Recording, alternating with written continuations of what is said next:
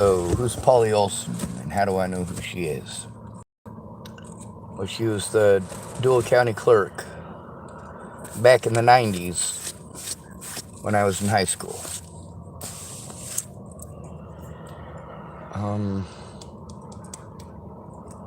I drew a picture of her daughter for her once. That was in 98 or 99, I think. She never paid for it, but she did get her picture. Then, like, I don't know, 2001 maybe, she helped me to get a state ID by signing that she had known me for 10 years or longer, even though she'd only known me a little over 5 years. So she was my hero at that point. Why so? Because an ID is so fucking important when it comes to getting a job. I'd only been able to work under the table for Gary Jepson or for Janet Roberts, who had my ID from when I was underage and was playing it off so that I could work for her. Janet Roberts later did a lot of fucked up shit too. A lot of people did. However, we're talking about Polly Olsen here, right?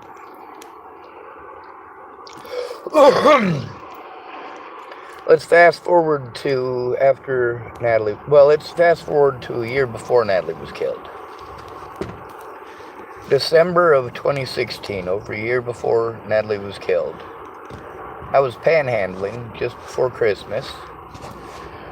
I was staying at Kayla Trujillo's, and it was on 120th and Melody in, God, what's the name of that town? Aurora, Colorado.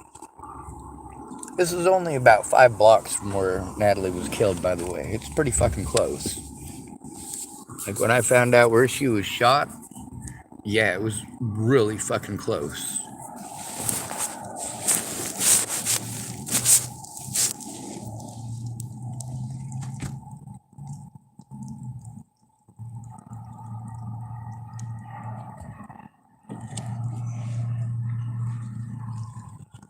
So a year before Natalie was killed, I was staying with Kayla Trujillo, a.k.a. Peaches, or Miss Peaches, if you ever want to look her up in the videos on my channel.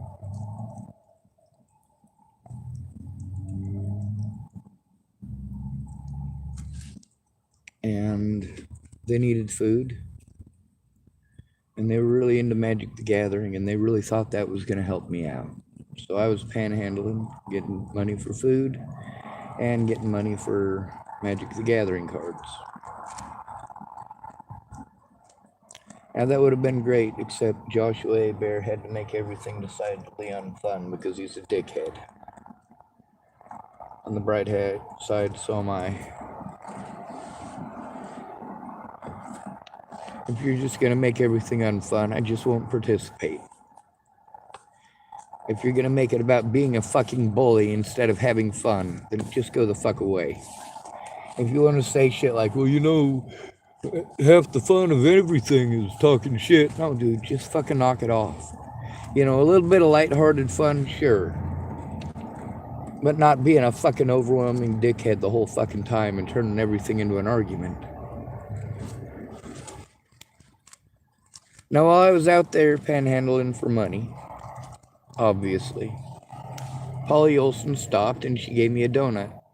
A Krispy Kreme donut. And I was glad to have it. I was fucking hungry.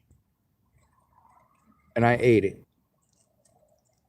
Now, although she wasn't involved in every single situation that happened, she could verify that that happened. And she did. It's in my recordings somewhere, but I got to remember what day it was that happened. I also got to be able to unlock the phone. That phone's got a lot of evidence in it, but now I can't even charge it up. I got to pay money that I don't have for stuff that she should have come forward with and been honest about to begin with. Now, why didn't she? Because of her friends.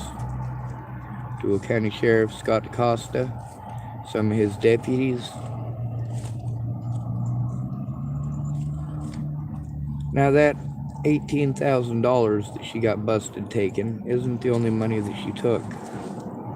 There's also the money that she apportioned for immoral acts committed by the Deuel County Sheriff's Department in order to prevent me from turning them in for the crimes that they had committed both before and after Natalie Bollinger's death.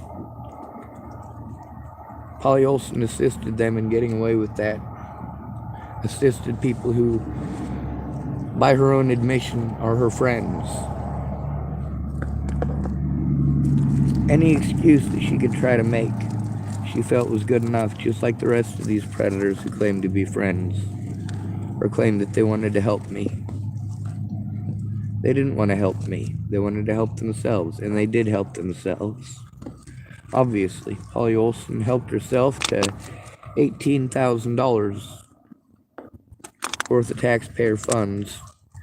She also helped to apportion over $100,000 to have me victimized statewide in Nebraska for telling on her friends.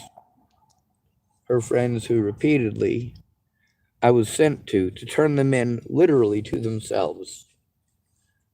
I was forced to turn in Scott DaCosta, and all of the people that I was told to turn it into told me it wasn't their job and told me to get a hold of someone else. All of them. You guys want to talk about the American dream? It don't exist. In racist redneck territory, people do whatever the fuck they want, and that's how it is. Same thing here in Tillamook. Now, you could change it by not being a punk, but will you? No. I'm not gonna shake that no more. My fucking back hurts.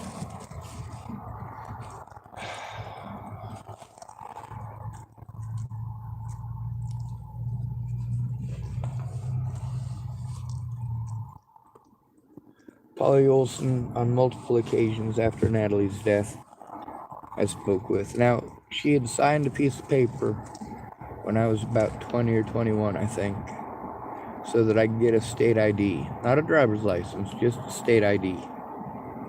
And then with that, my little sister went and stole my social security card from my mom, and I was able to use it to get my birth certificate along with that state ID. So Polly Olsen was a hero to me once. And she did more than one nice thing.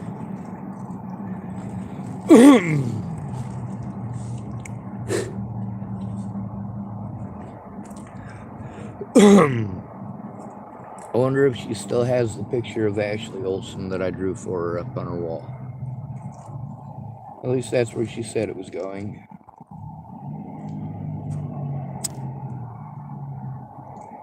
Now, one of the occasions that I spoke with her,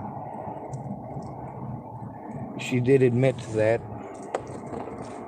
I also walked into the office that you go to get your license plates.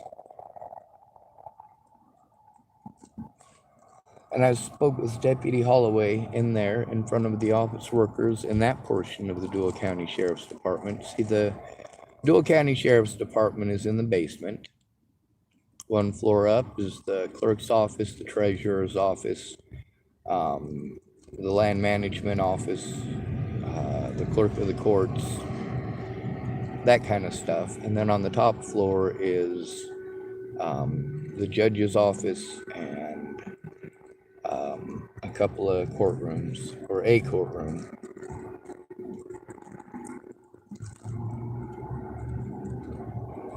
Just a big square building.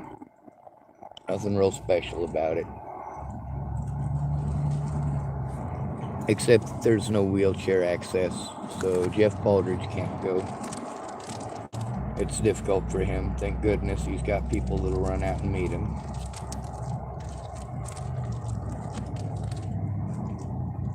My predators did everything that they could to prevent me from having access to turn in my predators. When you have to turn in the Deuel County Sheriff, and he's able to prevent you from turning him into himself, he just says, "Oh, I didn't do anything wrong," and fucking talks over me. Meanwhile, it's Nebraska State Patrol's job to investigate all of those people. And they refuse to investigate. They refuse to investigate Olsen refused to investigate Scott DaCosta, refused to investigate any of the deputies, not Deputy Hahn, who was also one of the people that, while I was in jail and prison, he got to vote on a committee to decide where money was going to be apportioned. And they apportioned a lot of Deuel County funds to having me locked up, to mental health stuff, until it came time to actually allow me to go to a mental hospital. Nope, they weren't going to pay for that. Over $100,000. My predators by name, who I had been trying to turn in for years and been denied the right and denied the access, denied even a safe place to do it from. And guess what? They helped all of my predators get away. When I was forced to go to the Deuel County Sheriff's Department after they committed felonies to try to turn in any crime committed against me at all to those son of a bitches, well, even the Nebraska State Patrol knows that's inappropriate and that there are prison sentences abound for the officers involved, as well as the dispatch, who also knew that it was felonious.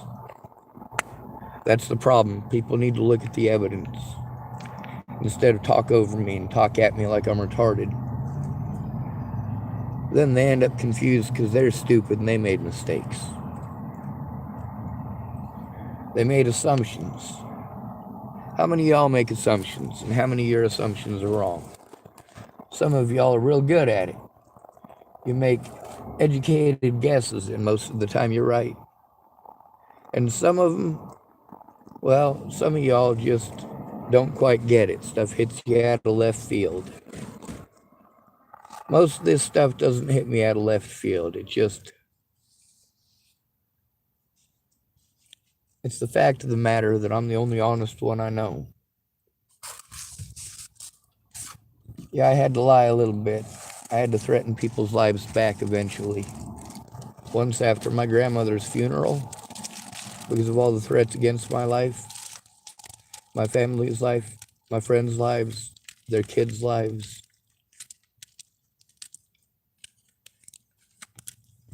All of the harassment and the bullying by police and by the public, because they made assumptions. And you guys want to pretend it's just words, just words, just words. No, it's not. It's intentionally malicious slander. Slander that was used with the intent of having an innocent person harmed for telling the truth.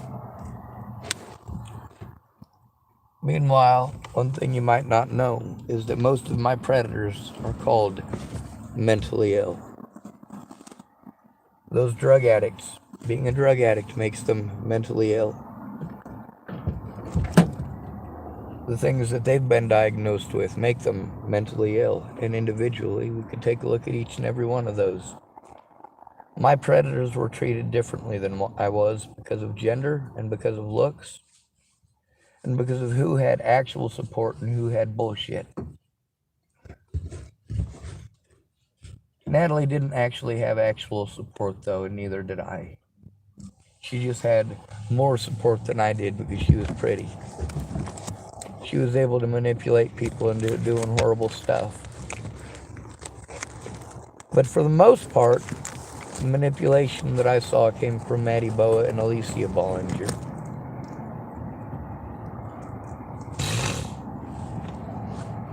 There's a possibility that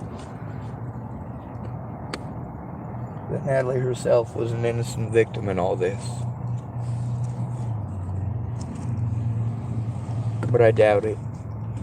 When I say she's the most wonderful person I ever met, that's in real life. I've seen plenty of wonderful people on TV. Wonderfully written characters.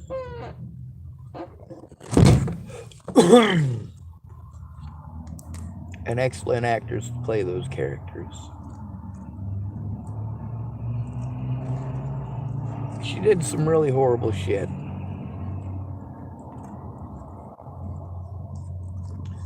Now, one thing that I did notice, though, is that out of all these people, not one of them has shown one shred of evidence, one piece or part of anything or she ever accused me of touching her inappropriately at any point in time. Or her sister, Alicia. But y'all sickos still want to pull that stuff. Natalie said that I stalked her because she was fucking embarrassed. She didn't bother to think about the fucked up phone that I had and how difficult it was to use that thing, being as I didn't have the experience I did with those things. They didn't stop to consider that one little white lie just because they were embarrassed and didn't want to get in trouble. They didn't stop to think about what that would do to me in my life and how people treated me and my ability to go and see my loved ones. To have access to my support network. To be in a place where I could see familiar people every day. Where I could have a routine. See, that was one of the greatest things about Starbucks. I had a routine there. Whether I had a job or not. I went to Starbucks just in case my older brother wanted to come see me or anybody else. I could see him somewhere safe. Later on, my brother got kicked out over a situation with Ashley with the crooked face.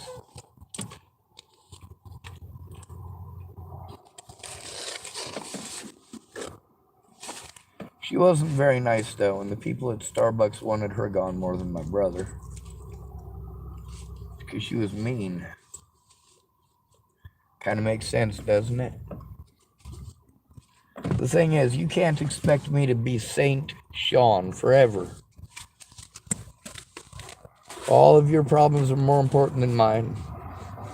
And you expect me to set my problems aside when you need help. Do you set time aside for me when I truly need it? Or do you go out of your way to tell me how to think and how to feel?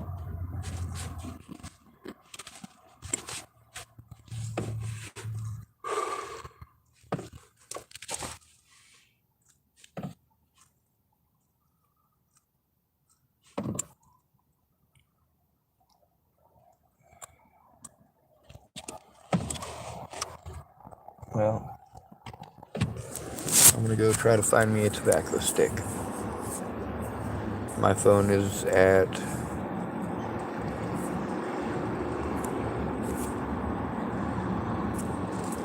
52%. There's a lot of stuff I gotta look up today, and I gotta try to post up. I'm gonna take my phone with me, this one, just in case it rings, with the lady from Ark.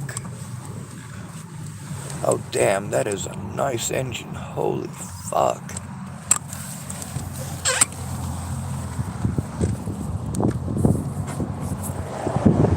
I think that's a Diamond 6 on the back of that.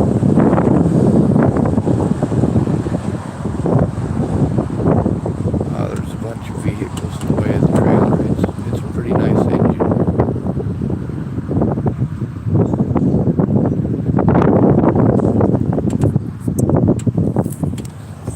Anyway,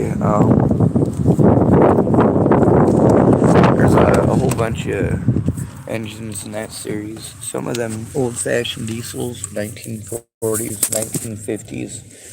Very good pickups, or very good trucks, I should say. They were the precursor semis, basically. And they put the diamond engines and the ruby engines in a lot of semis on up to like the 1950s, 1960s.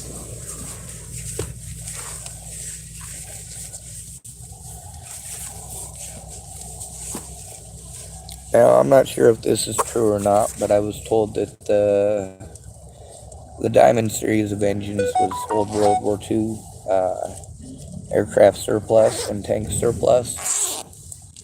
Some of it for Lend-Lease, and they had a lot of them. So they were supposed to get shipped overseas and just never did.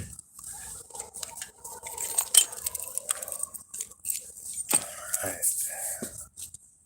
take my lighter with me just in case I find a big one. And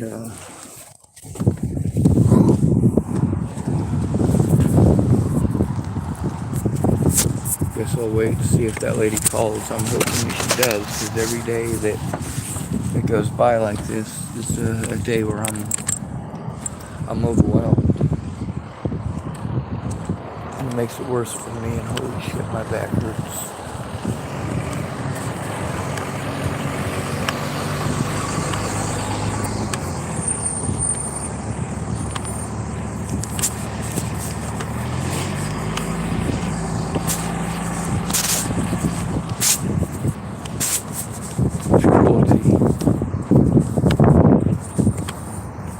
When somebody is telling you about their disabilities, don't blow off their disabilities. Learn something about them. Listen to them and their experience. I'm not a dictionary definition of a low-functioning autistic person. And it's not okay to push that on me. My brain is exceptional. My conditions are not.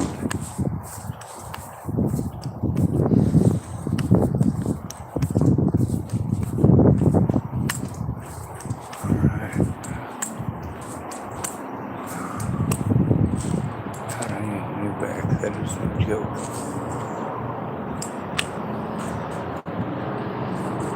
It doesn't always hurt this much, but when it does, it really does.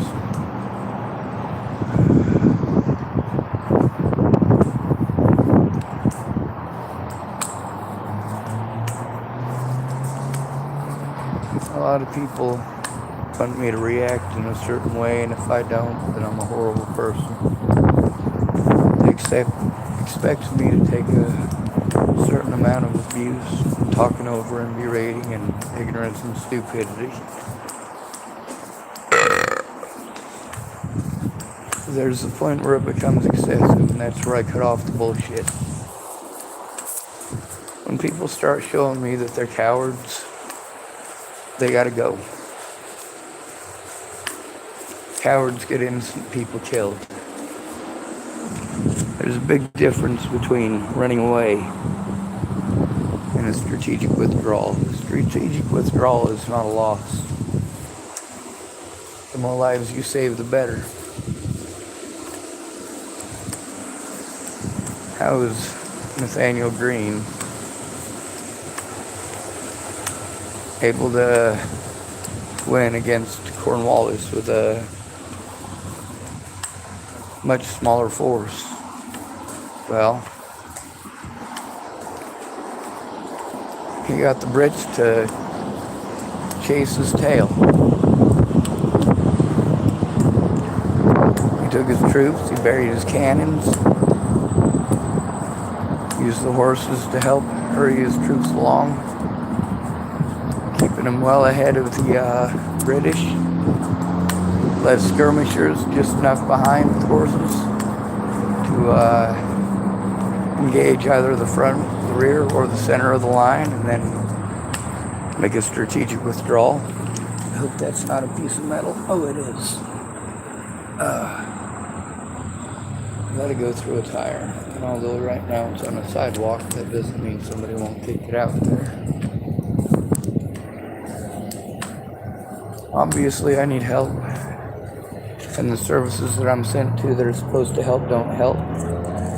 Obviously, I continually get sent back to them. And obviously, I continually go back to them. Obviously, I'm doing what I'm told. I'm also doing what I'm supposed to the best of my abilities. And that's the important right there, the best of my abilities. That means between my physical abilities, my mental abilities, my financial abilities, and then there's the abilities of what I am and am not allowed to do alone. All of that equals up to what I am and am not capable of.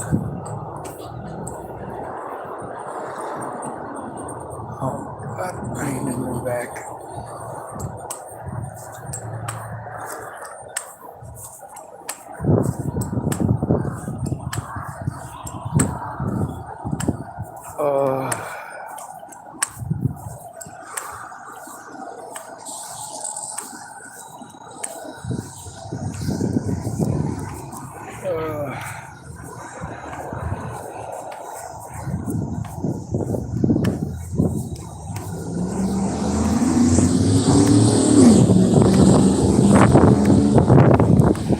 Well, that guy was obnoxious.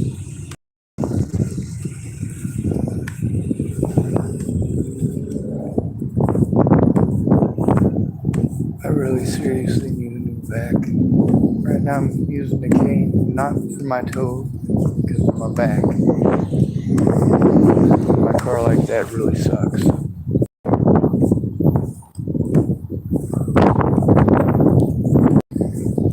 Obviously, people have their own opinions about a lot of things. The one thing that's pretty universal,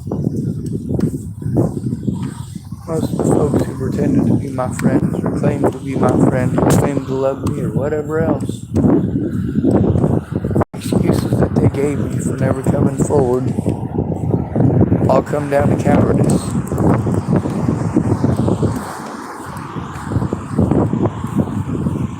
Whether they're true or not. When people tell me that they're afraid of the police, and then they cite why, and then the police call me a liar and say I'm just making it up. People say that I'm selfish when I'm taking a lot of hits.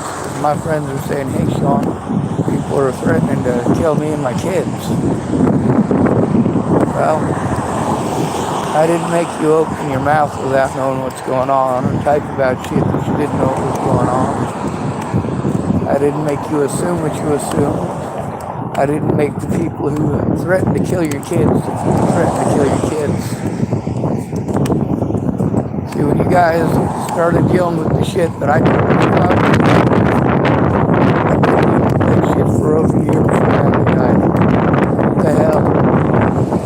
Treated me like I was fucking playing on you. And then you get a hold of me and say, oh, they're threatening to kill my friends and family, threatening to kill my kids. Well, maybe you should listen to me when I told you it. You told me you could handle it. You said, oh no, it'll be fine, I can handle it. Then it turns out they couldn't handle it.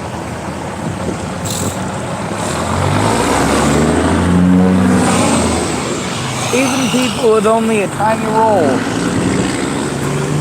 like Olsen, can make all the difference in the world. The thing is that the crimes that she committed against myself, the citizens of Deuel County, the citizens of Nebraska, and the citizens of these here United States. Y'all work hard for that money. You work hard for that money so they can use it to abuse retards, so to speak. I've had a lot of people tell me that they don't like the word retard. Neither do I. It's worse, calling somebody retarded or straight up treating somebody like they're retarded. Meanwhile, Down syndrome does not mean retarded.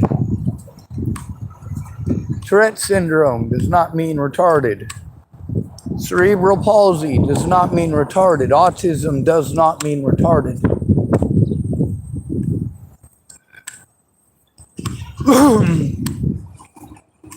A lot of people want to push that Natalie Bollinger wanted to become a nurse. Well, that's fine. Lots of people have ambitions, and most serial killers were nurses. Most productive serial killers in America are nurses. Specifically, female nurses have a higher body count than all other serial killers in this country combined. Female nurses, that's just one profession and one gender.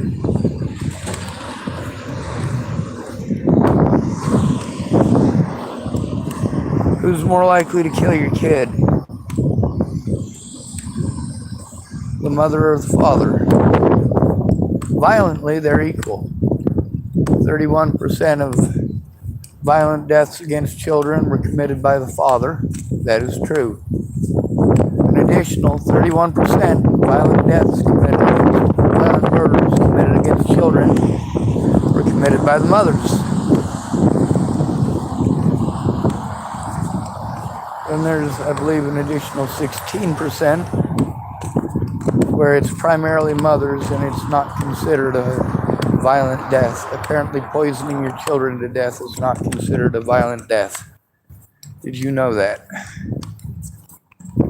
For a man to poison his child to death, that's almost never. Near never.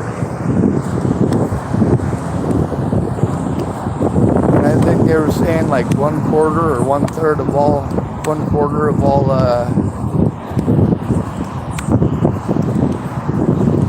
what's it called when you kill your children?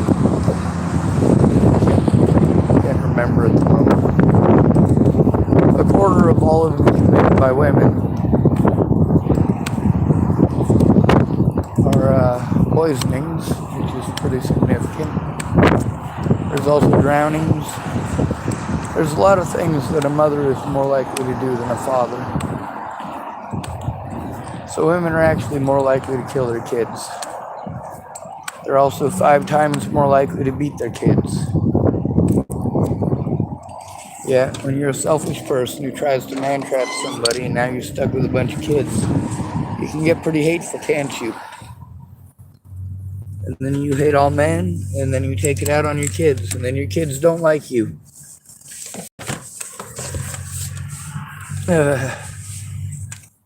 It happens.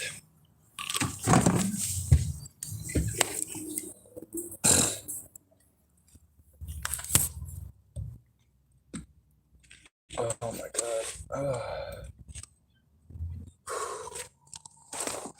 Let's check my phone.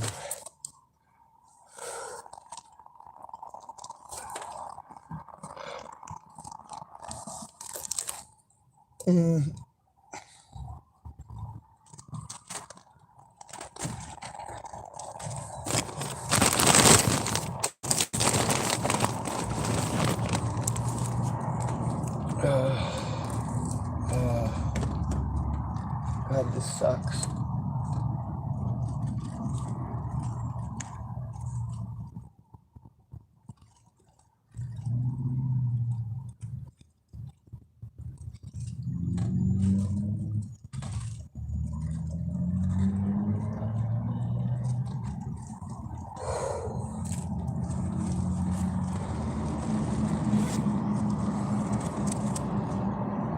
I've got a bunch of recordings of me arguing with mandated reporters because they just want to do therapy. They just want to get my card, Medicare and Medicaid, and do some billing and get some extra money.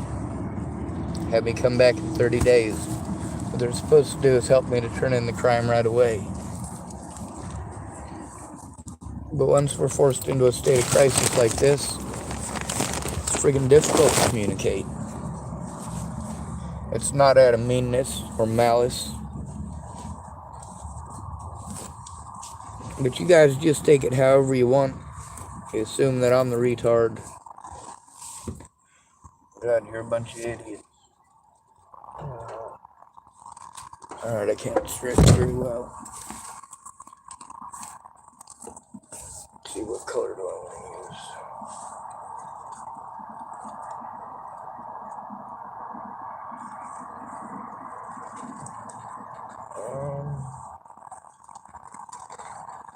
Got it.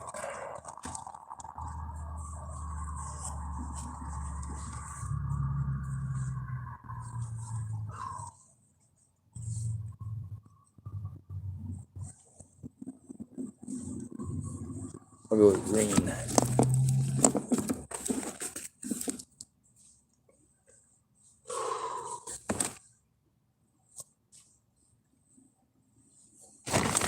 Maybe it's work, maybe it won't.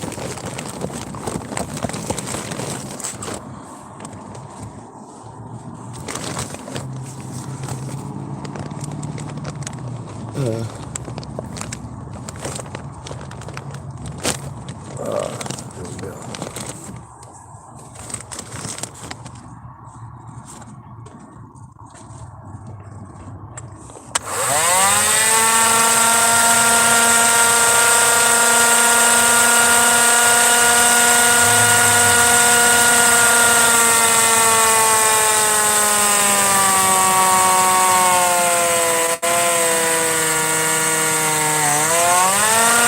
Perfect.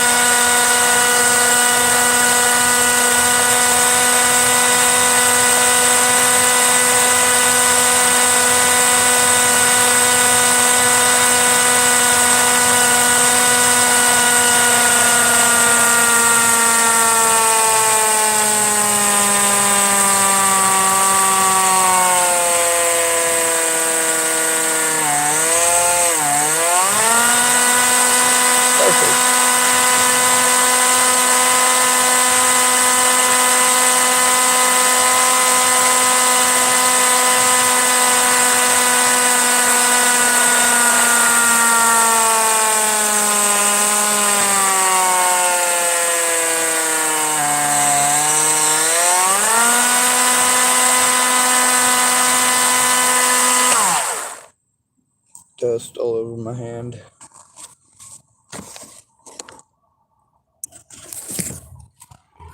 And even more all over my pants. But it's a pretty good little hole through there. So I can get it to... There we go.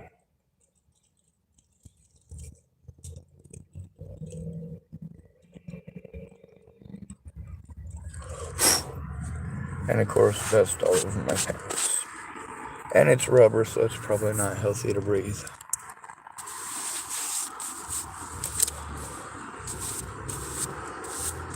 Holly Olsen did a lot of horrible shit to protect her friends. That's the problem with your witnesses being friends with some of your predators. Yeah, they're gonna make any excuse they can and say, I don't want nothing to do with it. State of Nebraska, you don't have that right. In the state of Nebraska, everyone is a mandated reporter. That's why everybody in Nebraska, and nearly all mandated reporters, are taught how to talk over you so they don't hear any details, or to overwhelm you when you're overwhelmed. If they're trained to do that, they're horribly trained. But the fact is, the training videos they have do not train them to do those things or to be that way, or to take advantage of us in such a manner. It is now 3:09. That lady has not gotten a hold of me back.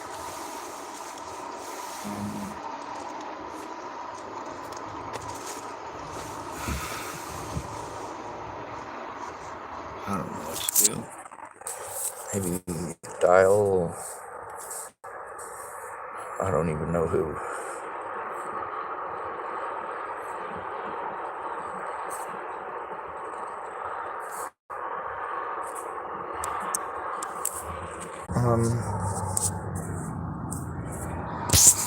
I got the number for Sammy's place.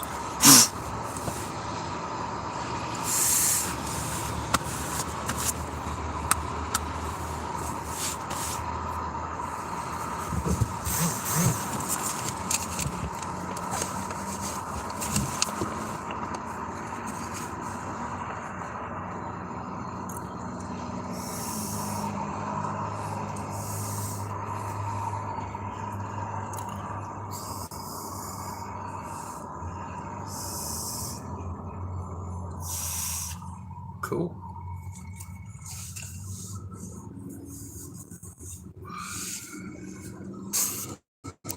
Alright, I suppose I should try to call Coast.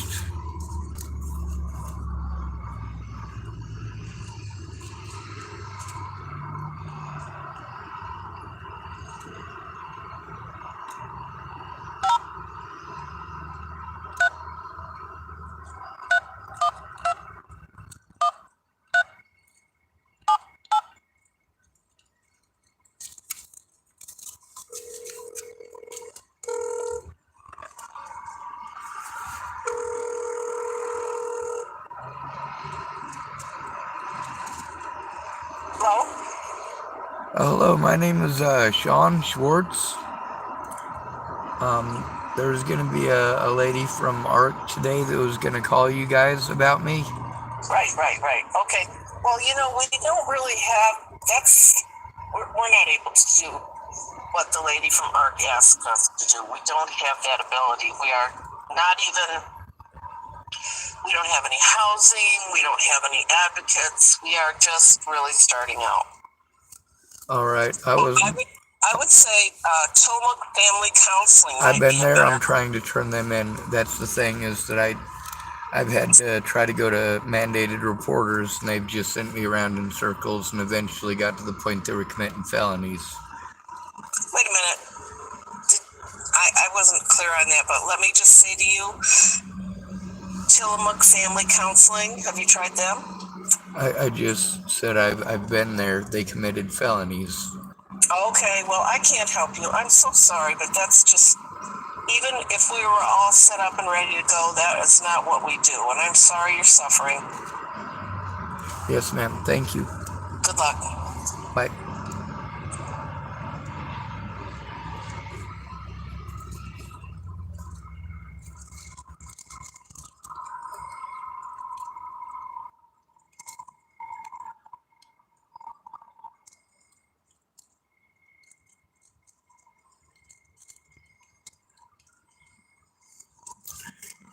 She had kind of a shitty tone to her voice there at the end.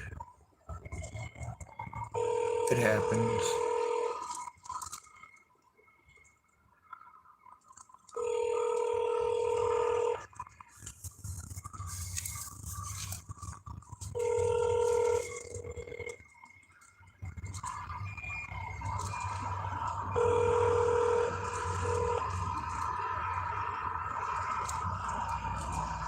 We are sorry, there is no one available to take your call.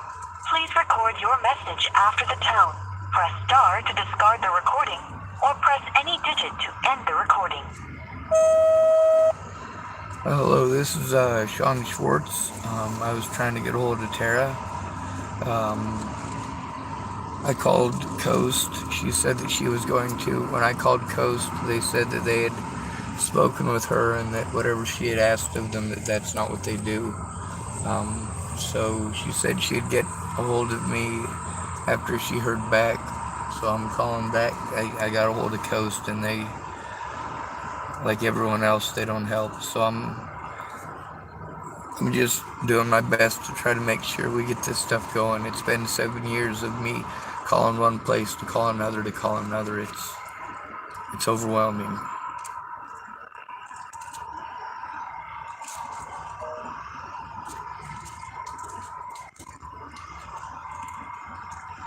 You see, it's just hurry up and wait. Hurry up and wait. Hurry up and wait.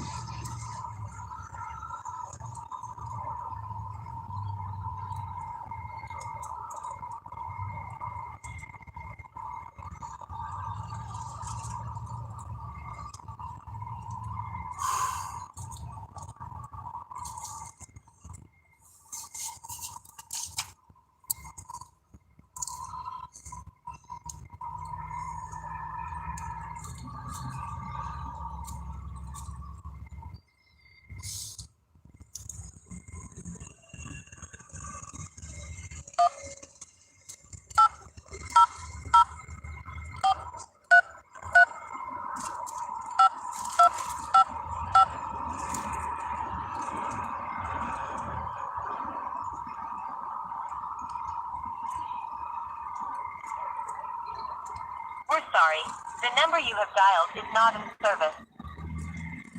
That's a number. It's one of the first ones they gave me.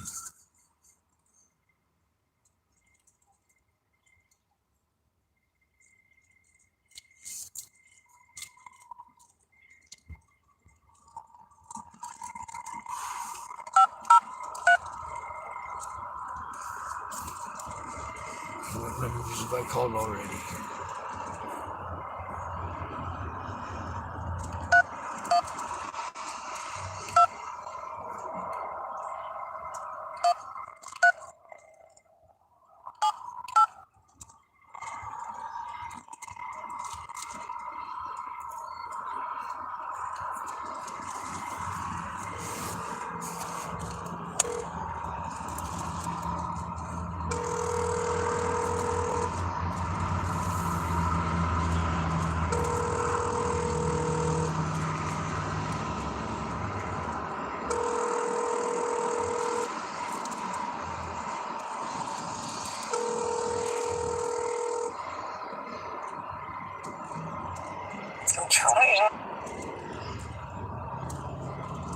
Hello?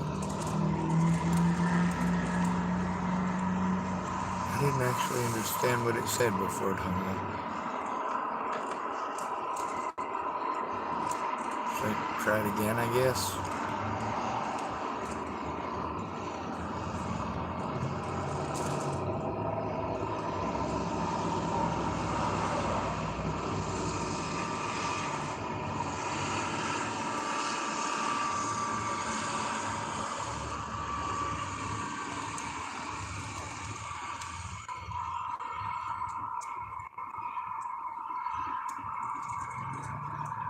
Why didn't it record that one? It was 1676. That's weird that it doesn't save those.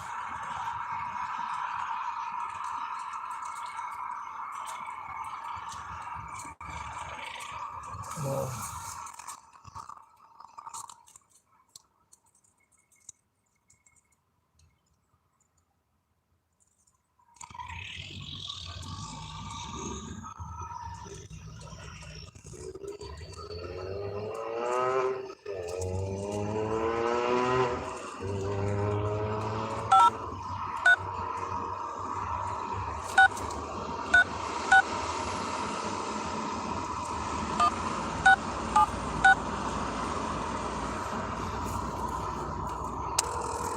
Thank you for calling the Autism Society of Oregon.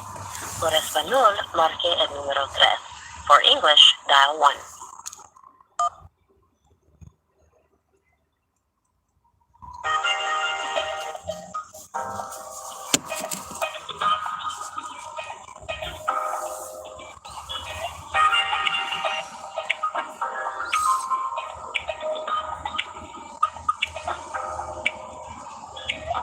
Society of Oregon, this is Lori. hello, my name is Sean Schwartz. Did you say Lori? Correct. Are you the lady I spoke with yesterday? Yes, and I sent you a text. Yes, ma'am. I was able to get in contact with Art. They sent me to a place called Coast Sammy's Place, who doesn't do anything. And they were going to get a hold of me back. The lady's name is Tara. And she realized she could do the mandated reporter thing. The problem is we got disconnected, so I didn't get to finish any of what we were doing. Okay. I'm still stuck So out. Sorry, there's a big truck going by. okay. Anyway, so I'm still having sensory overload issues because I'm still stuck in public. And I still have all my stuff stuck up in the mountains, and I still can't physically get it or afford to go get it. And I don't know if I'm going to get my disability money next month because nobody's helping me with the paperwork. What disability? SSI? Yes, ma'am. Okay. And you reached out to, and I'm assuming that you get a check and it doesn't go into an account automatically? It does go into an account automatically. The thing is that I'm overwhelmed with all of this, and I just shut down. I can't function. I need a quiet place to do this with internet access and somebody to show me how, and I literally never had that. Okay. People don't teach me how to do anything. They just tell me to do stuff, and that just results in me going around in circles for no reason. So your SSI is deposited automatically. Is that correct? Yes, ma'am. Okay. And so you can't access it because you have, you're not able to get on the computer. No, there's issues. There's issues with the P.O. box and a bunch of other stuff, including my vehicle and my ability to move, my ability to even get my... I have insurance for my car, but I can't access the insurance paperwork without help. I've got all sorts of things that I'm supposed to have to try to get help. I have those things. I just don't have access to them because I don't have help. I'm overwhelmed and I don't have a safe environment. Okay. So then you can, I'm just trying to understand this, so I'm breaking it down for myself. So, you need help in what's the next step. So you're hoping that this person is going to be able to mandate and report this. Is that correct? Sorry, there's a really loud vehicle going by. I had to... Alright, go ahead. So this person is going to make a report. Is that correct? Yes, ma'am. Her name is Tara, and I thought she was gonna call me back. I told her if I got disconnected because my phone died that it would take about 20 minutes to charge it up a bit and call her back, and I did, but she hasn't been able to get back a hold of me. I did call the place that she told me to call, and she had called there too, like she said she was gonna, but I'm still stuck out here, and I still can't take care of myself, and it's still a hostile situation. Okay. So I'm going to tell you a couple of things, just so you know. I am on my way to pick up my son from school. Once I get to the school, for whatever reason, I get really bad reception. So Okay. it's going to be not.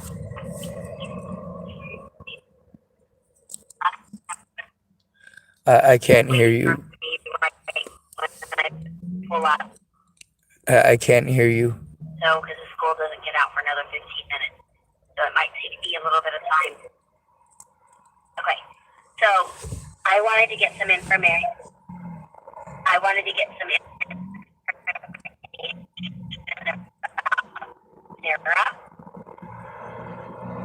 Do what? I can't hear you. Can you hear me now? Yes, ma'am.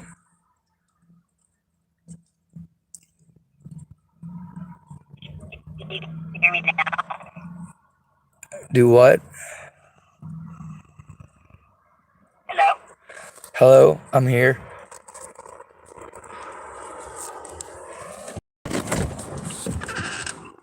What organization is she with?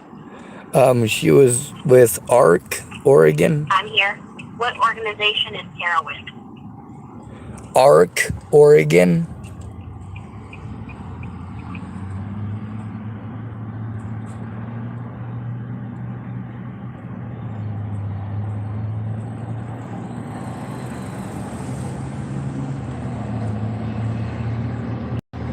ARC?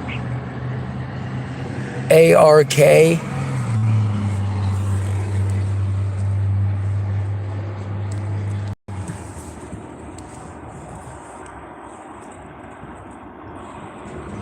Oh.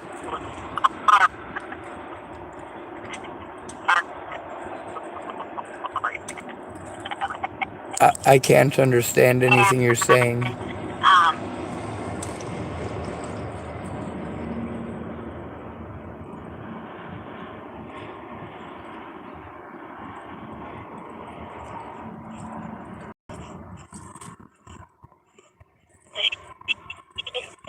Call you back.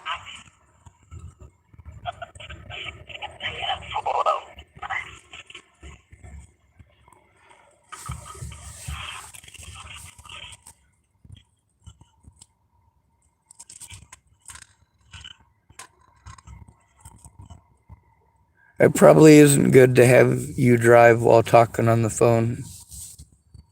I don't want you to get into an accident or nothing.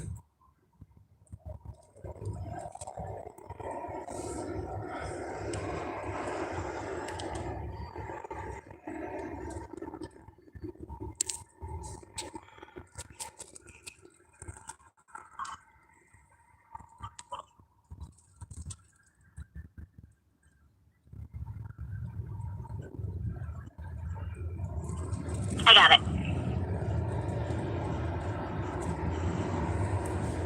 Are you there?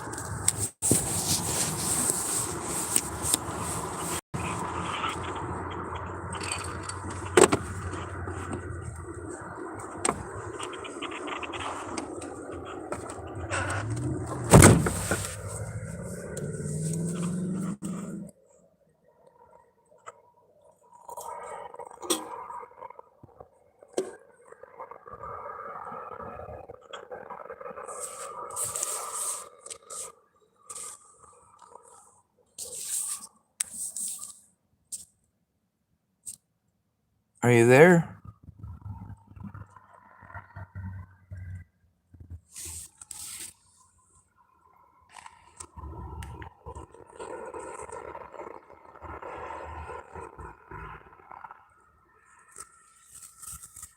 All right.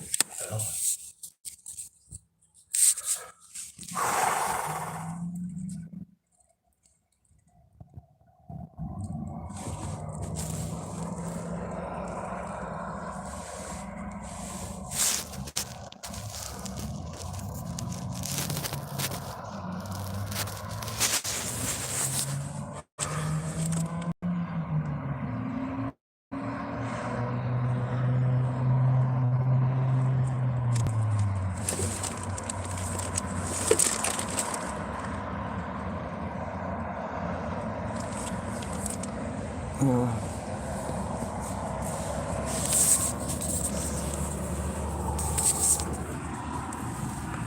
the more crimes were committed against me, the more resources I had that were taken away, and the louder I got.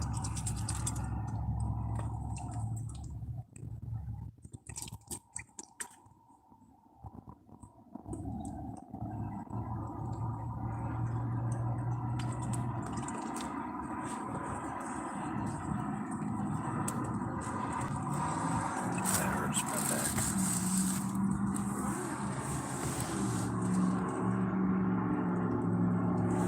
Every day that goes by, I am wasting money and I am wasting time on a maybe. And how many of these services were created to help people like me? How many of them actually are?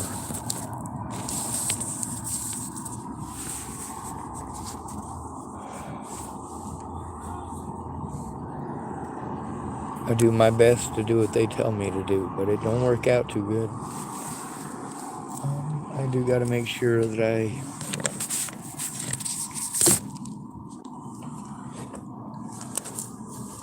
support my local businesses since I'm living in this parking lot. I just can't function in this parking lot, and all these ideas they have for sending me other places, I can't just keep running around in circles like this, being victimized place to place. Everybody ignores their jobs as mandated reporters at the beginning, and then I gotta fucking run around and explain that sending me to the mandated reporters is part of the problem because I already went to them and they refused to do their job. And then what do I get? Oh, we don't do that job either. We're not mandated reporters. Click.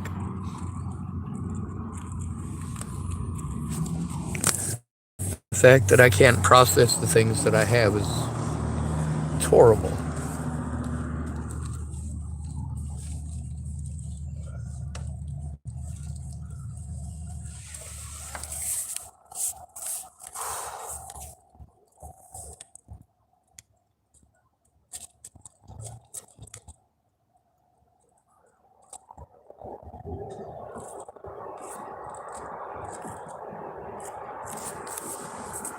There's a lot of people that mean well, they just don't come through.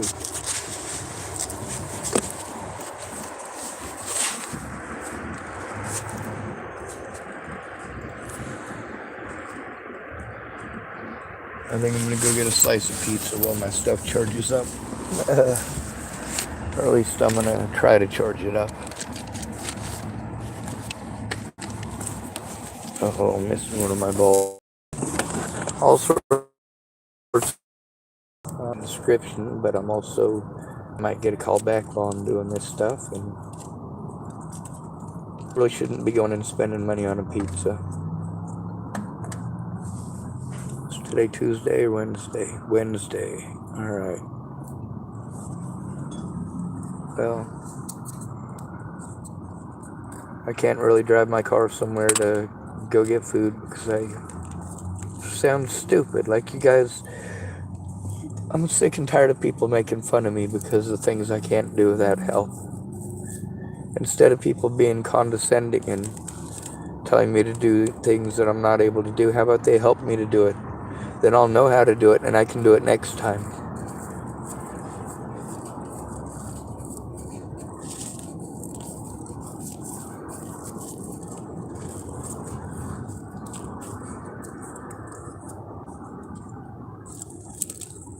The thing is, I'm trying to give these people permission to work together like they should have at the beginning, but the problem is, by that point, they're involved in helping their friends and families to get away.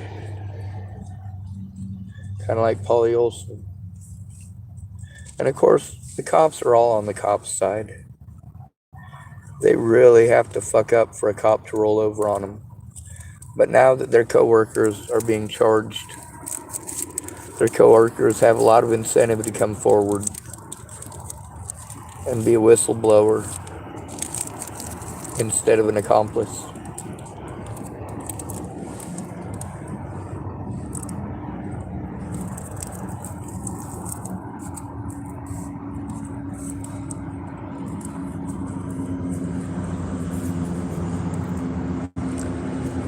For a lot of people, they didn't start off beginning by committing crimes. The crimes were committed later when they tried to hide the fact that they fucked up. Fucking up is not a crime. Trying to cover it up is.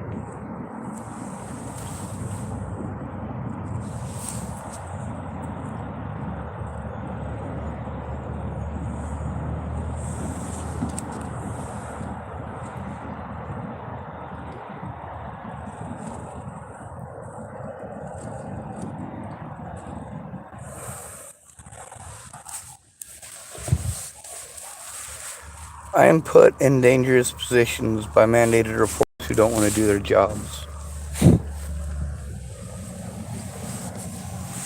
They just want to get paid. They're not set up to do the job that they're paid for, though. Any of them, apparently. All they're set up to do is send you on to someone else. I can't do this all for myself. I can't. It's not possible. And they need to look at least enough of the evidence to understand that. This is impossible. They've committed too many crimes against me, and they're all easy to prove. But not when I'm stuck out here like this.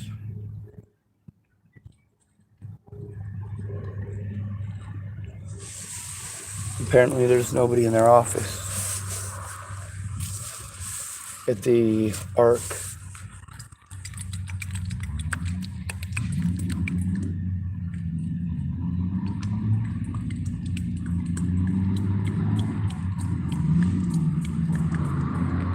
See, at one point in the time, the term retarded was supposed to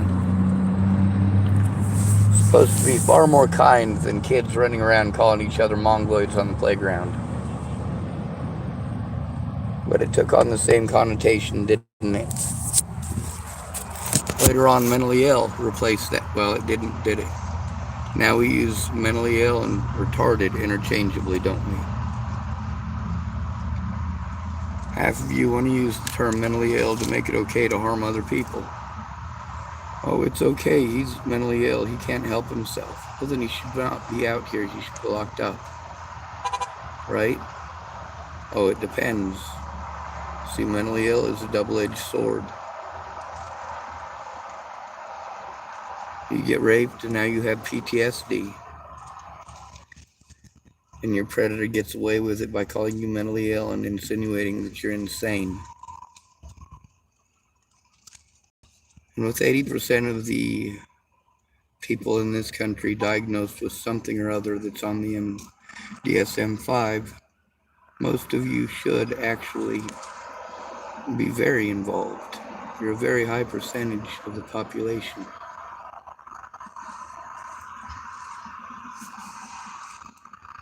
Maybe you should care more about your rights, because nobody else does. At least black people work together to fight for black people to have equality.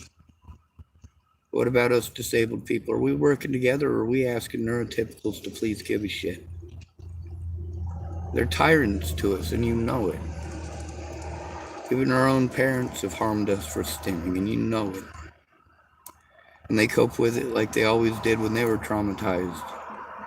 Get fucked up, do some drugs, do something unintelligent, and now they have the benefit of saying, oh, well, it's so tough, I have a special retard kid. Even our own parents use it derogatorily. Our own parents use us as an excuse for their harm, for their wrongdoing. Oh, but I have a retarded kid. Oh, but I have a retarded kid. Didn't you all get sick of that? It's not just people with autistic kids. It's also people with children with Down syndrome. People with children who have cerebral palsy. Man, that would fucking suck, wouldn't it?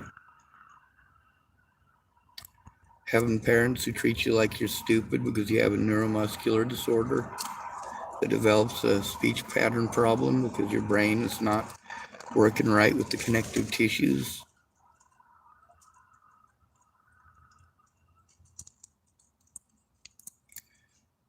And then your hands and your wrists and your legs slowly become atrophied and stop working, and the signal doesn't get there. And it eventually kills you. Cerebral palsy ain't no joke. Those folks ain't gonna live as long as most of you will. And in what short life that they do have, they're not allowed to be included in most of your activities. What friendships they do have never gets past the pity party experience. The friend zone is fine, but be an actual friend. And as we all know, that's not so easy to find these days. Most people are superficial. They care about what's in it for them. What's in it for me to help out a retarded person, right? Well, the thing is, maybe you should stop using the term retarded now that it's derogatory. The ARC did. They changed their name from having the word retarded in it to just ARC. That way people would still have the same familiarity with their understanding, I suppose.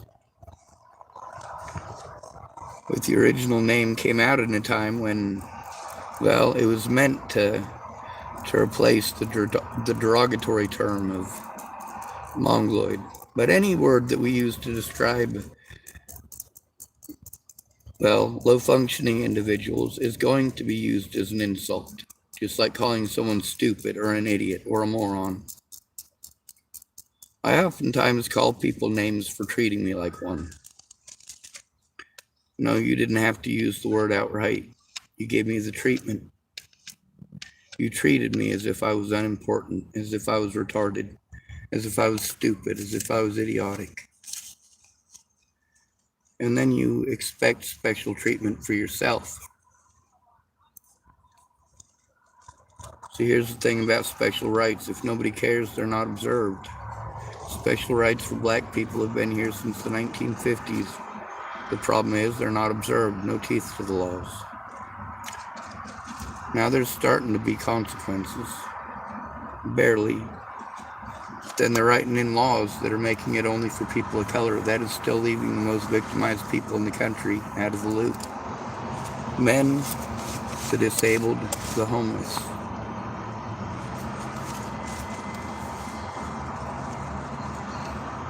If we suppose that there's about half as many men in the country as there is citizens, we'll say half the people are men and half are women.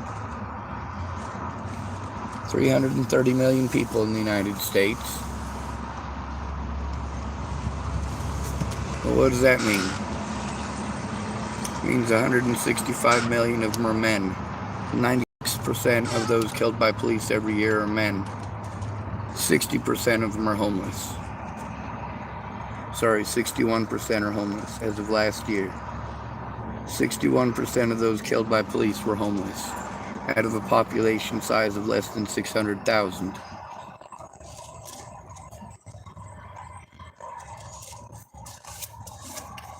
%81 of those incarcerated were homeless when they were arrested. Our guilt is just assumed and our rights are walked over because of the lack of an address, the lack of money, the lack of funding, the lack of the American public giving a shit. See, that's what you don't get about lawyers, is that they understand the bias that we're facing, and they know that an American jury doesn't give a shit, does not give a shit about a homeless person. Homeless people must deserve it or they wouldn't be homeless. They care about a black person, just not if that black person is homeless.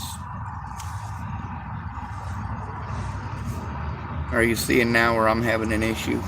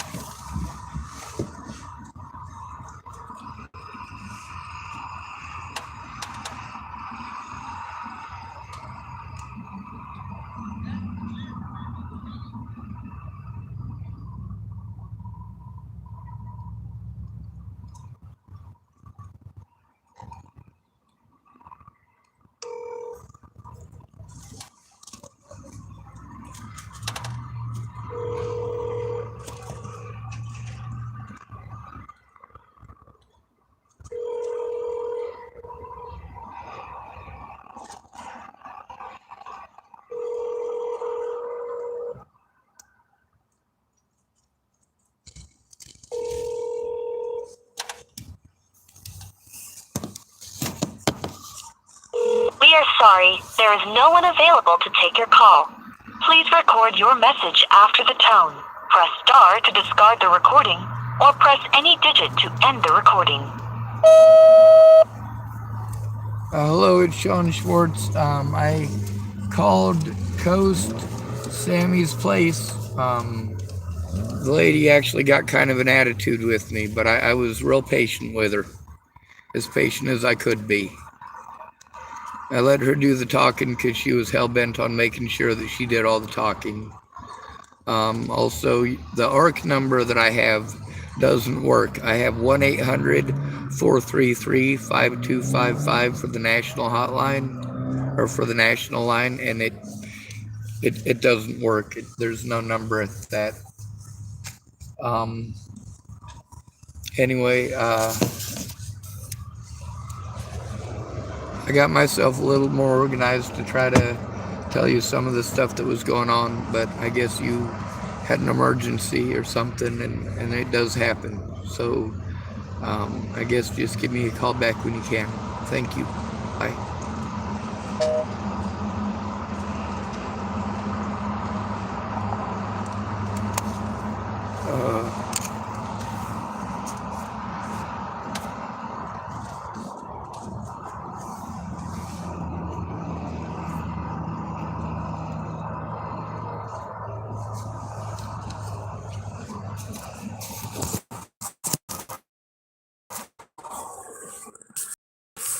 I'm craving something with gelatin in it. That usually relates to skin, hair, eyes, and fingernails. So I'm gonna go get something with gelatin in it. My body seems to think it's deprived of those particular nutrients because I'm craving it.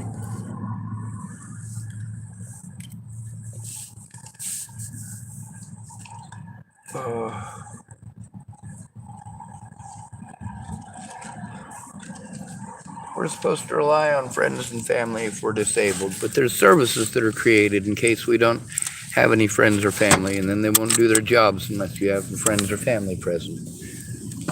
So here I am. I'm going to go use the bathroom, and hopefully I don't get down to 0% charge, and hopefully I get a call back. Hopefully I'm not stuck in this parking lot another night, having to be afraid to go anywhere because I'll get in trouble if I drive.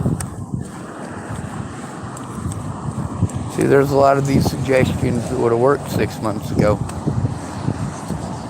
6 months ago, it's exactly what I needed. Or could have been. But now with the safety issues with the cops in the hospital,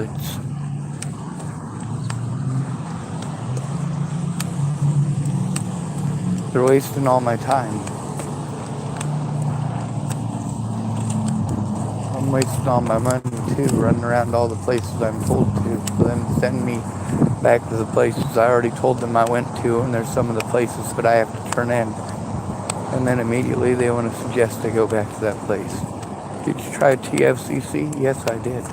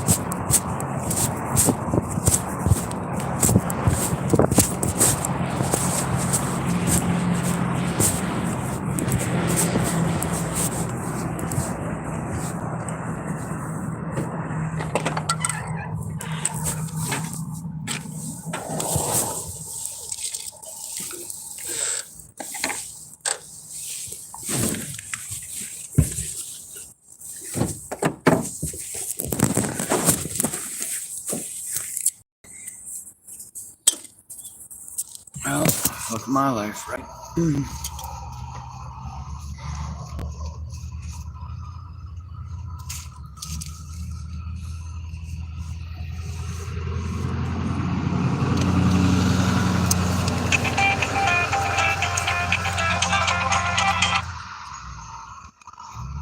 Hello? Hi, is this Sean? Yes, ma'am. Who's this? This is Lori with Autism Society of Oregon. Okay, very cool. I'm sorry we got disconnected earlier. I couldn't hardly hear anything you were saying. Oh, it's okay. I was driving, and so I have bad connection sometimes. So, you were able to reach a person by the name of Tara at the ARC.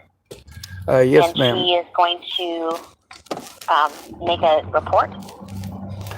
She was. We were in the middle of a call with that, but the problem is, like, I was having a severe anxiety attack when I called and I wasn't able to communicate clearly, but she did listen very well, which makes it easier to explain things. But one of the situations that's a result of all this abuse is me not having the resources to turn in the abuse.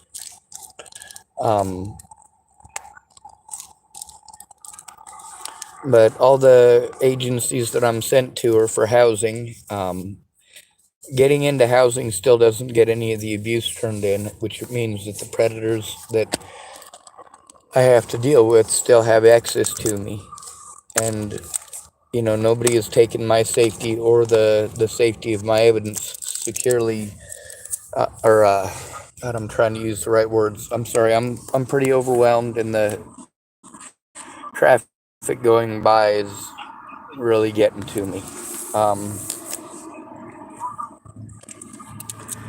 Anyway, the thing is, people wanting to push housing, that's fine. But the other thing is, as soon as there's almost a chance of me having housing, or as soon as I get into housing, people just drop me off and start forgetting about the fact that I was sent to them as mandated reporters, and that was the whole reason for getting housing, was so that as mandated reporters, they could do their jobs and I would have a place to do what it is that they were asking me to do. The problem is, from Region 2 to Region 1 Nebraska to Colorado Coalition of the Homeless, the abuse that I was trying to turn in wasn't taken seriously. So I was making sure I called back and tried to keep people informed, because I wasn't sent to any of these services for any of the stuff that they're doing. I was sent to them because they're supposed to help at-risk and disabled adults with doing these things. They were supposed to help me back when I had housing in Nebraska, not once but twice. Once before Natalie was killed and once after Natalie was killed. The problem is, once I got into housing, they started ignoring me. Like, because I was in housing, that people were magically just going to leave me alone. And the thing is that didn't work. It didn't work the first time before Natalie was killed, and it didn't work the second time. What I needed was help stopping the abuse. That includes assaults against me and threats against my life and my friends' and family's lives. Okay. So, I'm not sure how to access that, because I'm just not sure. I think I need to turn to somebody who might have a better idea. Only they're not going to be available until Monday. So I want to get a clear understanding. Right now you're not housed, is that right? No, ma'am, I'm not. Okay. I had to flee abuse in Nebraska. Well, I was being abused in Chapel, Nebraska by the local sheriff and a lot of other people over the death of Natalie Bollinger and the reputation from that. Even though they found the guy who did it, and he's in prison for it. People just don't let it go because I was painted as some sort of an evil monster. So I have to deal with that abuse everywhere that I go. It was even worse in places where people knew me before Natalie was killed, because everybody that recognized me got to see that on the local news, because in Chapel, Nebraska, they get the Denver news too.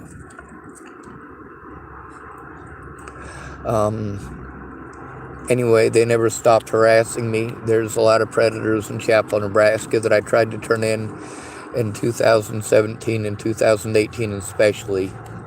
Like Sheriff Scott DaCosta. Clint Snell was threatening to kill me, along with his brother Carl Snell, along with a guy named Chris Kurth, who was with Carl Snell when he was threatening to kill me. And then there was the way that the deputies treated me when I tried to turn them in, as well as a registered sex offender named Robert Franklin Mornick. Later on, Clint Snell's wife, Leslie Snell, started working for the Deuel County Sheriff's Department, and I was repeatedly sent by the Nebraska State Patrol to the Deuel County Sheriff's Department to turn into Deuel County Sheriff Scott DaCosta. The thing is, after Natalie was dead, all of the departments I'd gone to about the abuse before Natalie was killed, and all of the services that I'd gone to before Natalie was killed, wanted to do the whole plead the fifth thing because they knew they'd screwed up.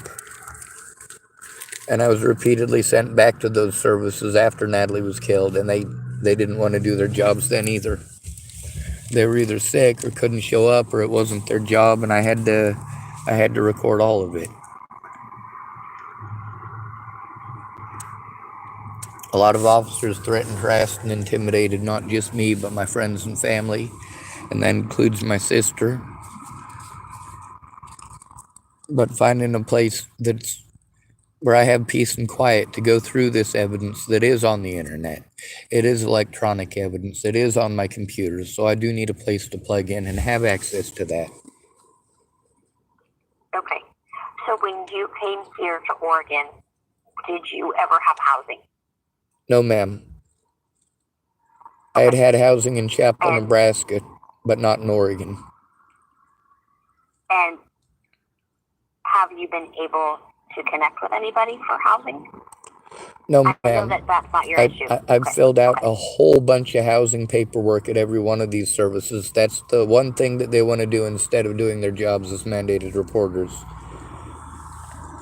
Everybody's fine with the housing thing. They just don't understand that when I was in housing, when I was being abused by all those people in Chapel, Nebraska, that includes the cops helping them get away by not investigating. And I had the evidence from some of my predators themselves. They later on crossed the line and told me, hey man, I'm sorry about what my brother did, or I'm sorry about what my cousin did, or I'm sorry about what I did, and so on. So there's a few people that have spoken up that I have recorded, but the thing is, the cops don't listen, and they exploit my disabilities. Okay. So we're the Autism Society of Oregon, and we provide resources and information. So what kind of resources can I help you find and access to make things better for you? I know that there was a lot of things that were happening to you in Nebraska. They're happening here too. They're happening here in Oregon too because of what happened in Nebraska. That's the thing, is that when cops do stuff like that, it ends up on your arrest record. And even though they had to drop the charges, it's still on the arrest record, and every officer sees that. Everywhere that I go, I'm stuck homeless and I can't take care of myself. I need to get back into housing, but I can't get housing because of the abuse that happened and the slander by the people at housing and the police. Now, it wasn't the first time that the people in housing there in Chapel, Nebraska were in trouble for that. That was like the third time. And she had also been in trouble because she ran the housing in Sydney. The lady's name is Cindy Taylor. Go ahead. Sorry. And where are you now? I know that you're not in Portland, but you are. I'm in Tillamook, Oregon, and I've been to all the services here. They've all done the same thing to blow me off. As soon as they found out that police officers and other services were not doing their jobs, they immediately started trying to do the whole, well, have you tried housing, or you need to move somewhere else? Have you thought about moving somewhere else thing, which my predators do. They just don't ask me as nicely. You know what I'm saying? Okay, so when you talk about your predators that are here in Oregon, in Tillamook, what are they doing? Well, with the police, it's ignoring crimes against me and refusing to investigate, and also taking advantage of the fact that I literally can't take care of myself physically or financially. This has resulted in me having to run around and go to all these services that they send me to, like Tillamook Family Counseling Center and places like that that are supposed to be mandated reporters and help. Instead of doing that, what they're doing is they're sending me around to all of the different counseling places for them all to take my Medicare and Medicaid, but not to do their jobs as mandated reporters right away like they're legally supposed to. Okay. So what crimes have been, what has happened to you that now that you've been in Oregon, in Tillamook, like recently? Well, that would be people taking advantage of me financially, also threats against me and assaults. But the main thing is the police and the services around here that are supposed to be mandated reporters. When I go to them, they blow me off. And that's the major thing that's going on, is that I can't safely turn anything in here. And since I don't do drugs, I don't fit in with the homeless, but the police just assume I'm a druggie. I don't have a history of drug use. There's only one time through all of this that there were drugs in my system, and I was trying to turn it in because it was somebody who chose to drug me. It was somebody in Hood River who had threatened to kill me, and later on he was trying to apologize by giving me something to drink on a hot day. But it wasn't the Dr. Pepper he promised it was. It was a Dr. Pepper with a bunch of drugs in it. That's scary. Okay, and then so the police didn't do anything in They Hood River didn't. when that happened to you. They didn't. Okay. I also went to the hospital, and I know their protocols at the hospital too, and they still didn't follow their protocol at the hospital. Instead, they sent me to a service in the Dalles. The two people that I know of that work service, I don't know the name of it, but I know that one of the guys' names is Marcus Ibarra, and he's the peer support guy. And then there's his boss, who is named Courtney. Now, there was already an issue because of legally it's poisoning, I guess, according to the law, when somebody does that. And the doctor, he knew that he was supposed to call it into the police and to Adult Protective Services immediately, but he didn't. Instead, he set me up with this service. They told me that they weren't going to be able to do anything until January of this year. And since the crime happened in, God, I'd have to look back. They basically set me up for an appointment 3.5 or 4 months down the road, and the doctor had told me I needed to get a hold of them immediately because they're supposed to be mandated reporters. Marcus Ibarra and Courtney are also two of the people that refused to do anything about the assault against Jamie. I can't remember her name. That was at one of the churches up there. Okay. There's a lot of abuse that I've recorded on my YouTube channel and also on my Facebook, like the actual assaults in many of these cases. So it's not like I don't have the evidence. It's the fact that I've never heard, and people take advantage of my technological disadvantages. I wouldn't be able to record it if it wasn't for people helping me to set those things up. But they never helped me to turn it in, so I only know how to do the recording part. Okay. And so what has been the most recent thing in Tillamook that has happened? Well, that would be about 4 or 5 different things. There's 2 homeless people that were going to help me that took my money and then disappeared, and they knew that I needed help. But there's also the intimidation by nearly every officer on the police force, because they've known I've been trying to turn them in since last year over the intimidation by Molly and the assaults against my vehicle on multiple occasions by her and Mr. Farnsworth. One of the ladies' names is Ashley Farnsworth. Farnsworth, Farnsworth.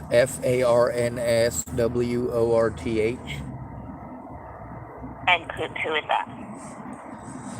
He's a schizophrenic man out here, according to Ashley, his sister. He's been diagnosed with schizophrenia, delusions, narcissistic rage, and homicidal tendencies. And he does have a history of trying to choke people to death and things like that. He's threatened to kill me on multiple occasions, as well as smacking my vehicle. And the thing is that the police out here were the ones that created much of this issue by telling people that I was on drugs and schizophrenic and not to listen to me and not to help me. The same thing they did in Hood River, the same thing that they did in the Dalles.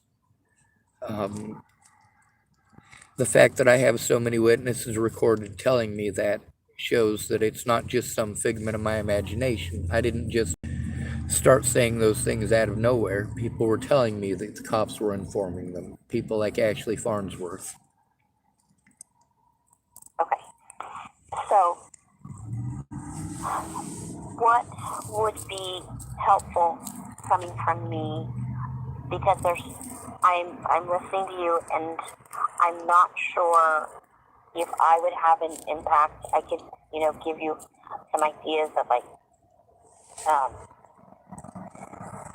Disability Rights Oregon, but I'm not sure. I've called them already. If you Okay. want to give me their How else number would I again, be? go I ahead. can do that. I can text it to you. All right, I'm Do you want sorry me to that I've text got it? traffic driving by and it's making it difficult for me to stay focused. That's Okay. Do you 100% want me a to? problem all the time. That's why I can't do this stuff stuck in public. I'm constantly worried about Maslow's hierarchy of needs. Before I got my food, water, and shelter taken care of, it's nearly impossible to do any of the rest of this. I had food, water, Okay. and shelter, and it was taken away from me because I had to try to turn in predators, and the police wouldn't do anything in chapel. Now, that does affect me here, and that's why I bring it up. That affects my ability to get into housing. It also affects my abilities to turn in predators because as long as their slander is allowed to stand, that abuse continues, and I'm still socially isolated, which is part of what that slander was meant to do. Okay. So I need to be able to So, turn that stuff in and show the evidence of it, but I need people to understand that I'm autistic and I am shut down because I'm in a state of constant panic and in a state of, I'm sure you know what too much noise means. mhm. Most of the people that I've had to stay with, they were good intentioned alcoholics or good intentioned meth addicts who were friends of mine before they were meth addicts, and it just ended up being a nightmare and a very scary nightmare being in those places. I've been forced to move from one end of the country to the other because mandated reporters wouldn't take my report. So I have to turn in TFCC and TCCC and Dr. Danelle Boggs and some of her coworkers. And I have all their names in the recordings. I just can't remember all their names because there's so many of them. And all of them try Okay. to redirect me and change the subject away from turning in the abuse or having a safe place, even a room that I could sit in there in any of these offices in peace and quiet for a few and write that down, but they haven't been able to do that. They all tell me that there's no room for me to do that in. I've been to CARE, I've been to even the police station. They say that they don't do that. They say they Okay. won't let me do it because they might need it for something else. They're supposed to have multiple interrogation rooms, and they actually passed a law on that in the 90s. Also, I'm not And supposed to when you? be sent to. There's an officer named Loffman, and he's threatened, harassed, and intimidated me repeatedly over the situation with Molly and over trying to turn him in. When I'm supposed to turn him in to his superiors, he always gets sent to harass me or intimidate me. He did that at the hospital too. He did that last November. Also, I was assaulted by a doctor in the hospital in sight and sound of multiple workers there, including a TFCC worker named Catherine or Katie, I believe. And she saw him push me and shove me, and I was trying to tell about abuse that I was taking, and they were wanting to talk over me, and they were only willing to do anything if I said I wanted to kill myself or someone else. And that's not okay to try to pressure somebody into saying those things because those things they're not going to help with. Those things they lock you Yeah. up for and treat you like you're a monster for. And it's not okay for them to ignore abuse against me and to force me to pretend to be a monster or anything of that sort to try to get help. If I'm bullied to the point that I want my life to end, they should pay attention to the fact that it's over bullying and what that bullying actually entails and how it cuts me off from resources, friends, and family. Instead of trying to treat me like I'm some mentally ill freak trying to kill myself, I wouldn't get a hold of them if I was trying to kill myself. I'd have just killed myself. I got a hold of them rather than kill myself. But they want to grossly reinterpret it, and that's why I record everything. So for that, so you said that you did reach out to CARE, who does housing and settlement, but they were not very helpful. Is that correct? They were not helpful. I actually reached out to them for mandated reporter stuff. That's the reason I was sent there, is because they're supposed to help out victims of crimes out here. They're supposed to be mandated reporters Okay. for people who are quote unquote mentally ill. That means somebody Okay. who's got depression, somebody who's got ADHD, somebody who's autistic, somebody who's got Down syndrome, somebody who's got cerebral palsy.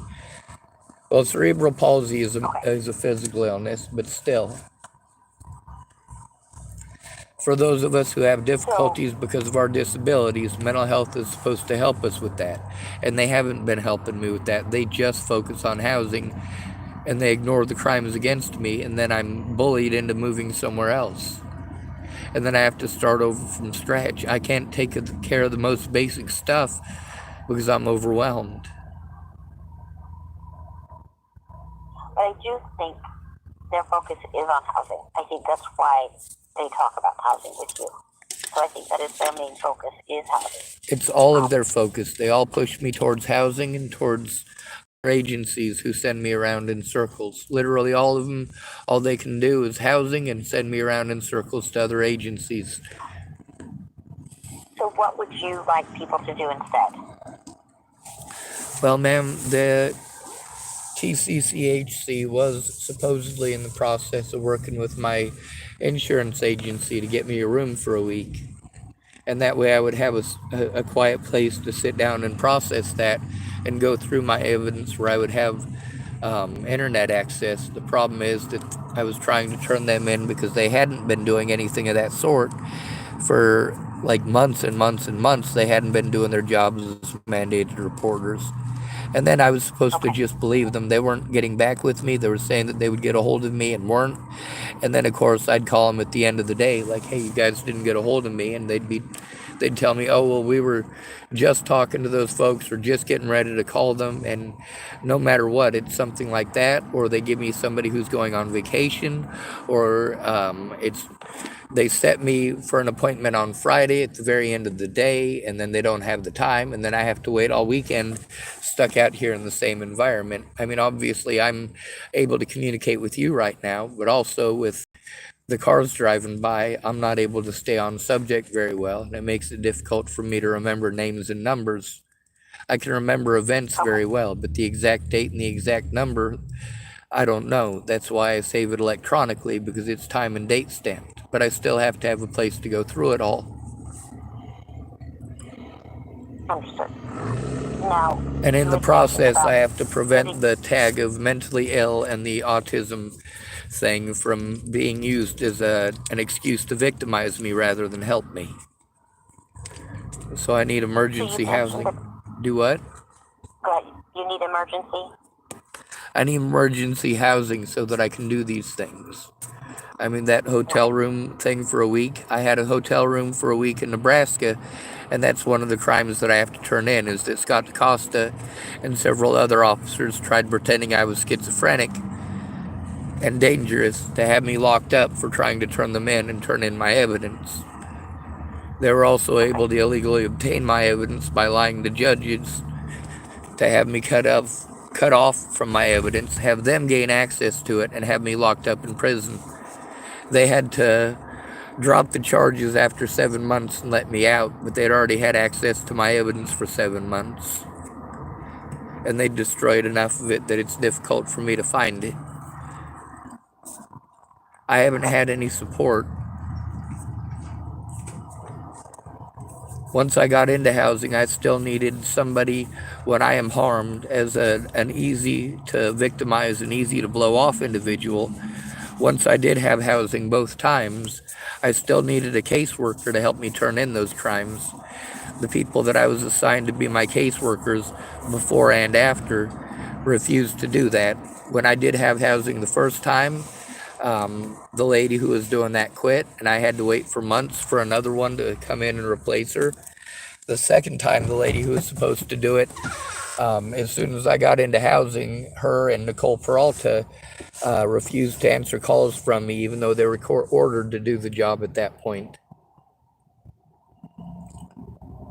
So do you have developmental disability services in Tillamook County?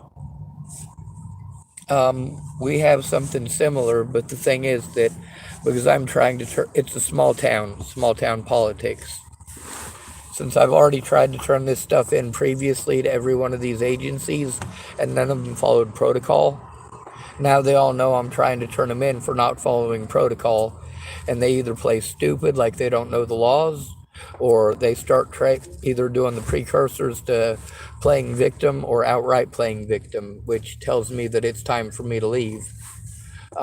Just because I leave doesn't mean I'm a victim anyway. Like the day that we'd spent over a week where they were supposed to get a hold of my insurance to try to get a hotel room for me for a week. I just had to take the lady's word for it. And then on, I believe it was the Friday of that week, when I went in, because they were taking their dear sweet time and I was still being harmed and people were still threatening me and taking advantage of my money and taking advantage of the fact that I have to be overly nice, because if I'm not nice to the addicts out here, they might smash all my stuff or somebody else's. I mean, it's a very tough situation. What services do you have in Tillamook right now? Any? None. I don't have a case manager or anything. After being assaulted at the hospital, and also after trying to turn in Officer Loffman and some of his co-workers at the hospital, and having Officer Loffman show up and basically harass me and intimidate me and talk over me and do everything he could to intimidate me and prevent me from turning him in. He's done that multiple times since then when I tried to turn him in. I have to be scared to go to any of these services. I've been to Northwest Senior and Disability Services, and I've been to TFCC. All they've done is send me around in a circle, back around to where I started, for everybody to tell me it's not their job. None of them to look at evidence. None of them to help me by allowing me a room where I can do that. When TCCHC was going to have that stuff going on with my insurance company, when I went in to talk to them about that, they're wanting to throw a tantrum at me and try to play me and entrap me, and I have that recorded. It's a difficult thing to explain, which is why it's recorded. It's especially difficult to explain when I'm in a state of crisis. Did you hear that? Oh yeah, I'm sure that is. Yeah, that's all the time, ma'am. Either that or I'm alone, and being alone is even worse, because then I'm even easier to victimize. And if my phones turn off or the battery dies, I'm even more afraid, because then I can't record it if someone harms me. But then a lot of these places, go ahead. So let me look at, I'm a little confused, but about you needing emergency. So you need emergency housing, but you're not looking for housing. I have been working for housing. I have been filling out the paperwork everywhere I go. Okay. That's all these people want to focus on. So that's the first thing we do. But after we fill out the housing paperwork, it's just running around in circles to all the different services for them to do the housing thing again. I've already filled it out. I can fill it out 100 times. I'm still being abused out here on the streets while I'm waiting on them to do that stuff. Meanwhile, I should have never lost my housing in Nebraska. I never should have been abused by people in Nebraska and not been able to turn it in. I should have had somebody there, out of all the people who were mandated reporters who I was sent to help me turn it in Nebraska. All of them should have done their jobs there, and none of them did. So what I'm doing here in Tillamook is literally repeating the same thing that happened in Hood River and the Dalles and in Nebraska and in Virginia and in California and in Colorado. Everybody tells me the grass is greener on the other side. There's still no advocate on the other side. There's no familiarity. There's no stability. There's no structure. Do you have a contact person that you talk to with CARES? No, I don't. They're also the people who helped commit these crimes. I mean, I went to all of them as mandated reporters. They were supposed to do their jobs as mandated reporters. When the police sent me to them, they were specific about how and why I was being sent to them. When I was given referrals to them, the people who gave me referrals were very specific about what those referrals were for. But then what they sent me up for was different than what I was sent to them for. All of them I was sent to as mandated reporters, and all of them are only interested in getting paperwork filled out that gets them paid. Nothing to do with mandated reporting, only to do with the services that they do in fact get paid for. Okay. So if we were able to, if there was a way that I found a resource for housing, and you were able to get into housing, because that's probably what the agency's only focus is on housing. How would we be able to find somebody to help you with the other legal issues that you're facing? Not facing, but that you've come across. If I was in housing, I'd be able to do a lot of that stuff myself.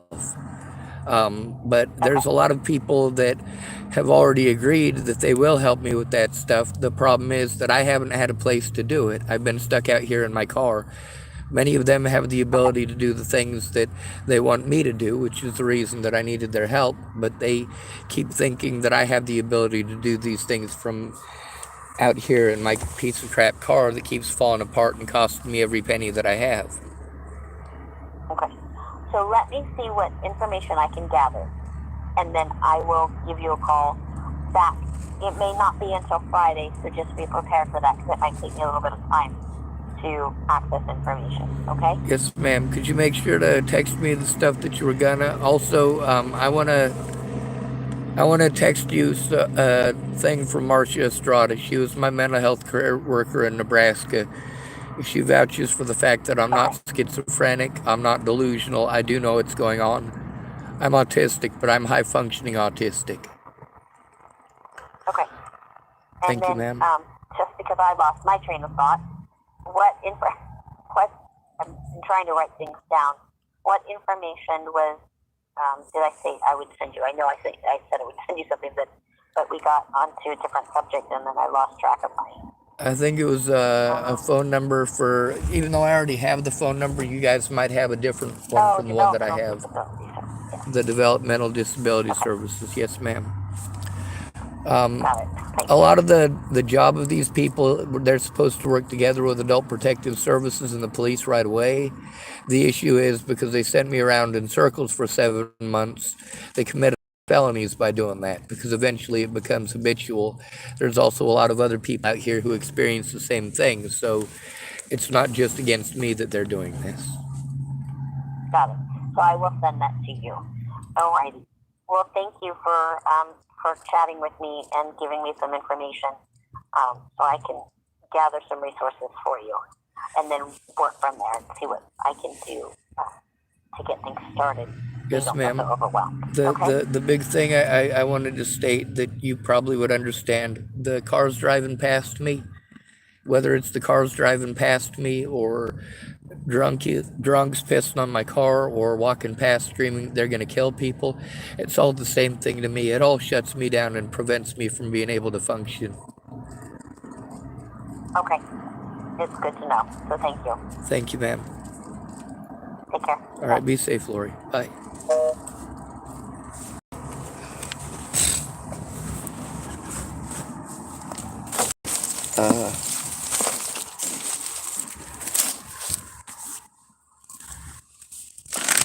I wish I could find my spoon. I found some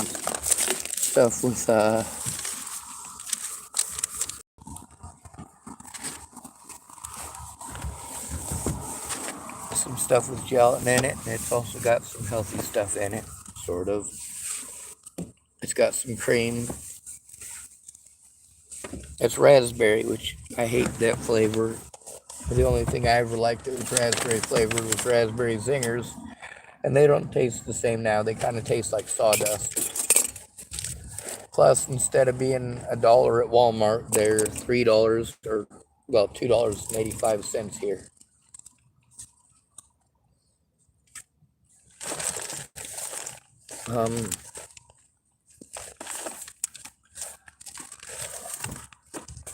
When I say I've been to a place, it's because I've already been to that place.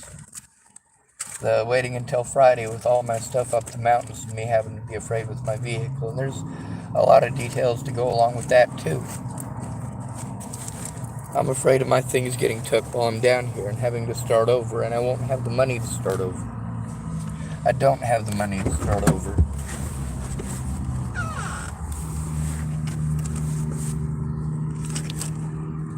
Meanwhile, I'm in a state of panic and I'm trying to explain things without the benefit of having access to that stuff right in front of me. so that I can make sure that my words come together properly, or at least mostly properly.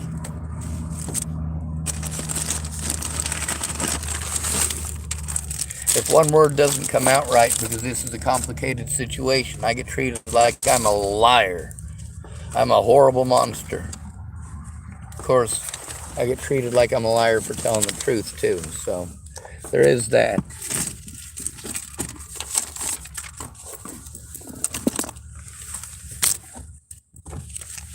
Oh, shit, I just dropped my balls.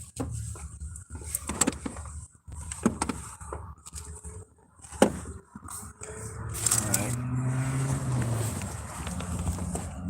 And I guess I can't find a fork, so I'll have to... I guess I could dig the food out with my fingers. That'd work.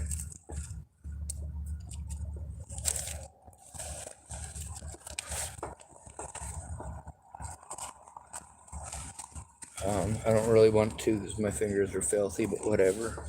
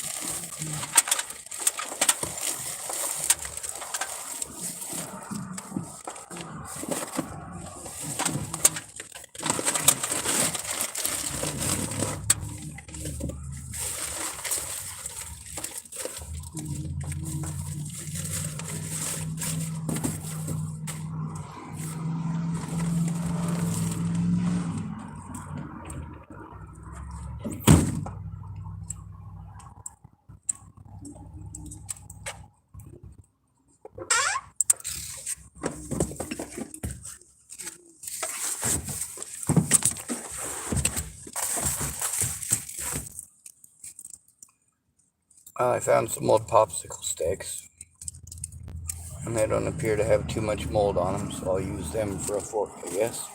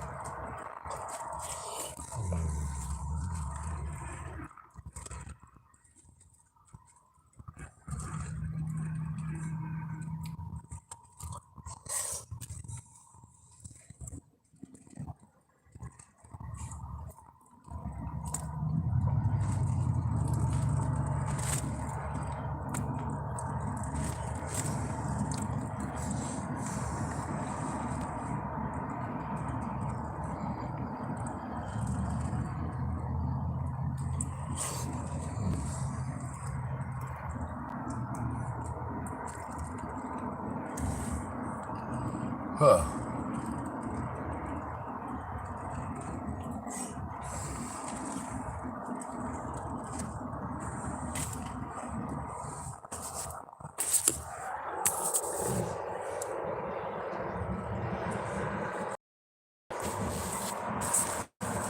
Yep. Still stuck.